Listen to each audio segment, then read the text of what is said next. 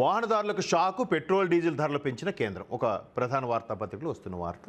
ఈ 15వ తేదీ ఉదయం 6 గంటల నుంచి అమల్లోకి వచ్చేసింది. పెట్రోలు డీజిల్పై సుమారుగా ₹3 చొప్పున పెరిగింది. అంటే తెలంగాణ వ్యాప్తంగా చూస్తే తెలంగాణలో ₹107 సంథింగ్ ఎంతో చేంజ్ ఉంది.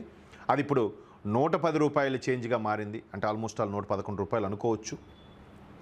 అలాగే డీజిల్ కూడా ₹95 చేంజ్ ఎంత ఉంది, ఇప్పుడు ₹98 ఎంతో అయింది. అంటే అది కూడా ₹3 పెరిగింది. ఆ వార్త ఇక్కడ ప్రధానంగా అలచల్లో అవుతుంది. దేశవ్యాప్తంగా వాహనదారులు కేంద్ర ప్రభుత్వం భారీ షాక్ ఇచ్చింది. దాదాపు 4 ఏళ్ల తర్వాత ఇక్కడ భారీ షాక్ ఇచ్చిందని రాశారు. మరలా దాదాపు 4 ఏళ్ల తర్వాత. మరి అంతకుముందు 70-80 ఉన్నప్పుడు పెంచుకుంటూ 80, 90 అలా చేసుకుంటూ వచ్చారుగా గత 2014 ముందు. మరి ఇక్కడ అలాగ లేదుగా. 4 ఏళ్ళుగా అస్సలు పెంచలేదుగా. క్రూడ్ ఆయిల్ ధరలు పెట్టినా ఎక్కడెక్కడ బకాయిలు ఉన్నాయో అవన్నీ క్లియర్ చేసుకుంటూ వచ్చారని కూడా గతంలో కంట్రోలర్ ఆడిట్ జనరల్ కాగ్ నివేదిక ప్రకారం మనకి చాలా విషయాలు తెలిసాయి కదా. ఇక్కడ చూడండి, పెట్రోల్ డీజిల్పై లీటర్కు సగటున ₹3 పెంచుతుని ప్రకటించింది. పెరిగిన ధరలు శుక్రవారం ఉదయం 6 గంటల నుంచి అమల్లోకి వచ్చాయి. అంటే 15వ తేదీ. ఇక్కడ చూస్తే ఢిల్లీలో లీటర్ పెట్రోల్ ₹97.77. అంటే మనకన్నా ఆల్మోస్ట్ ఆల్ ₹10 తక్కువ ఉంది. తెలంగాణ కన్నా. డీజిల్ 90.67కి పెరిగింది. హైదరాబాద్లో లీటర్ పెట్రోల్ ₹3.39, డీజిల్పై ₹3.26 వరకు పెరిగాయి. దీంతో హైదరాబాద్లో పెట్రోల్ 110.89. అయ్యి బాబోయ్, నేను ఇక్కడ 110 చెప్పాను. సరే, 110.89 అంటే 111 సరిపోయింది.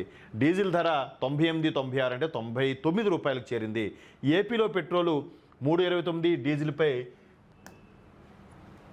3.14. ఇక ముంబైలో పెట్రోల్ ధర 106, డీజిల్ ధర 95.13 చేరింది. చెన్నైలో పెట్రోలు 103.67, డీజిల్ ధర 95. అంటే మనకన్నా చెన్నైలో చాలా తక్కువ ఉంది తెలంగాణ కన్నా.